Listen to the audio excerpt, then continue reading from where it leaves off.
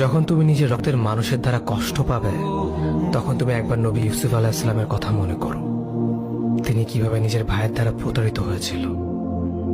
যখন তোমার বাবা মা না বুঝে তোমার বিরুদ্ধাচরণ করে, তখন নবী ইব্রাহিম আলাইহিস সালামের কথা মনে করো। তার বাবা তাকে আগুনে নিক্ষেপ করায় ভূমিকা রেখেছিল। যখন তুমি সমস্যা থেকে পরিত্রাণের জন্য কোনো পথ পাবে না, তখন ইউনুস আলাইহিস সালামের কথা ভেবো। তিনি কতটা সময় তিমি মাছের পেটে আটকা পড়েছিল। যখন তোমার নামে কেউ মিথ্যা অপবাদ ছড়িয়ে দেবে, তখন মা আয়েশা রাদিয়াল্লাহু আনহার কথা মনে করো।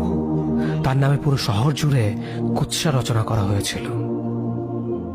যখন তুমি অসুস্থ ব্যথার যন্ত্রণায় কাতরাতে থাকো, তখন নবী আইয়ুব আলাইহিস সালামের কথা ভেবো।